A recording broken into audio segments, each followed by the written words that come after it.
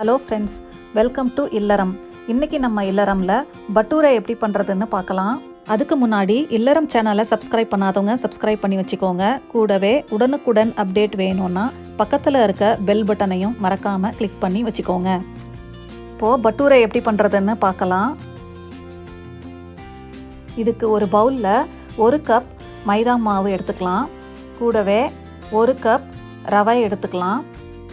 இதில் 1 teaspoon baking soda, அப்புறம் தேவையான அளவு உப்பு, இது எல்லாத்தையும் போட்டுட்டு இதனோட நம்ம தேவையான அளவு தயிர் வச்சு பிசைஞ்சிக்கலாம். இதில் தண்ணி சேர்க்கவே கூடாது. ஃபுல் அண்ட் ஃபுல் தயிரில் தான் பிசையணும். அப்போ தான் பட்டூரே நல்லா சாஃப்டாக நல்லாயிருக்கும்.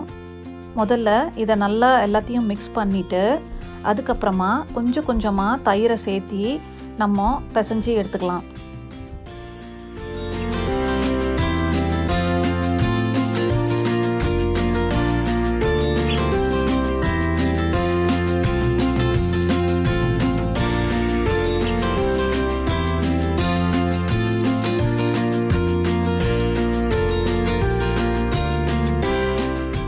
இது பிசையும் போது நம்ம சப்பாத்தி மாவுக்கு பிசைகிற மாதிரி கொஞ்சம் சாஃப்டாக இருக்கிற மாதிரியே பிசைஞ்சிக்கலாம். நான் இதில் இருக்க ரவை ஊறுறதுக்கு கொஞ்சம் ஈரம் தேவைப்படும். நம்ம முதலையே ரொம்ப டைட்டாக பிசைஞ்சிட்டோம்னா அதுக்கப்புறம் மாவு ரொம்ப ட்ரையாக ஆகிடும். அதனால தான் பாருங்கள், இந்த மாதிரி நல்லா பிசைஞ்சதுக்கு அப்புறமா இதை நம்ம கவுண்டர் டாப் மேலேயே போட்டுட்டு நல்ல ஒரு 10 நிமிஷம் இழுத்து பிசையணும். அப்போ தான் அந்த ரவையும் நல்லா ஊறி மாவு மாதிரி ஆகும்.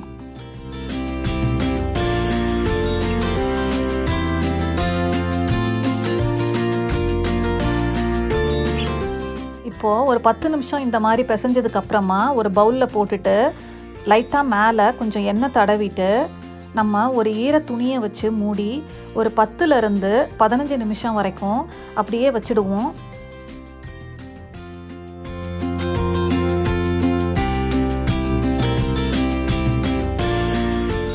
பாருங்க, இந்த மாதிரி ஒரு 10 நிமிஷம் ஆனதுக்கப்புறம் மறுபடியும் எடுத்து அதை நல்லா பிசைஞ்சிக்கலாம்.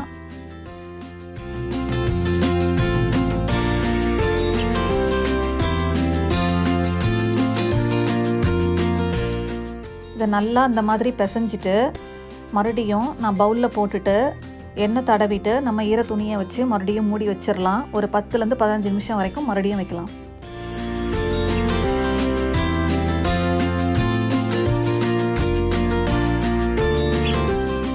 பாருங்கள், மறுபடியும் 10 நிமிஷம் கழித்து மாவு நல்லா ஊறி டைட்டாக இருக்குது. இதை நம்ம மறுபடியும் எடுத்து நல்லா பிசைஞ்சிக்கலாம். இதில் தேவைப்பட்டால் இன்னும் கொஞ்சம் எண்ணெய் சேர்த்து நல்லா பிசைஞ்சிக்கலாம். நம்ம எவ்வளோக்கு எவ்வளோ மாவு இந்த மாதிரி பிசைகிறோமோ அவ்வளோக்கு அவ்வளவு நல்லா சாஃப்டாக அந்த ரவையெல்லாம் ஊறி நல்ல மாவு மாதிரி ஆகும். மாவு நல்லா பிசைஞ்சாச்சு.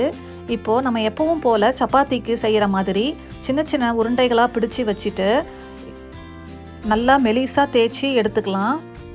பொதுவாக பட்டூரை கடைகளில் பார்த்திங்கன்னா நல்லா பெருசாக இருக்கும்.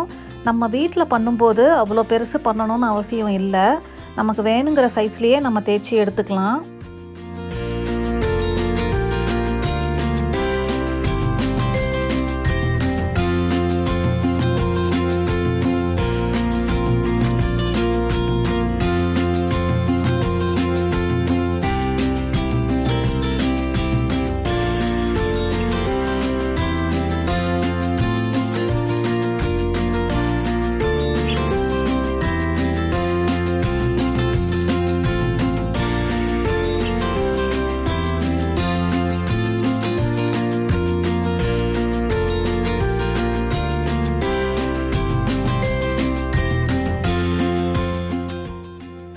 நல்ல சன்னமாக இந்த மாதிரி தேய்ச்சி எடுத்துக்கலாம்.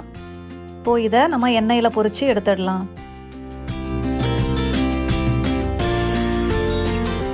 ஸ்டவ்வில் வானலியை சூடு பண்ணி நம்ம தேவையான அளவு அதில் எண்ணெயை சேர்த்திக்கலாம். எண்ணெய் சூடானதும் நம்ம தேய்ச்சி வச்ச மாவை இதில் போட்டுட்டு நம்ம ஒரு கரண்டியை வச்சு லேசாக அழுத்தி விடுவோம். அப்போ தான் அது நல்லா மேலே உப்பி வரும். அதுக்கப்புறமா ஒரு பக்கம் வெந்ததும் இன்னொரு பக்கமும் நம்ம நல்லா திருப்பி போட்டுட்டு வெந்ததுக்கப்புறம் எடுத்துக்கலாம். இப்போது இது 2 பக்கமும் நல்லா வெந்ததும் இதை நம்ம எண்ணெயிலேருந்து எடுத்துடலாம்.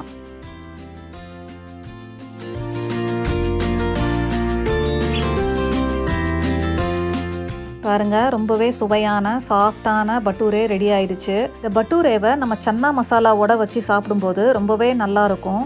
தேவைப்பட்டால் மேலே கொஞ்சம் எலுமிச்சையை பிழிஞ்சிட்டு வெங்காயம் கூட வச்சு சாப்பிடலாம்.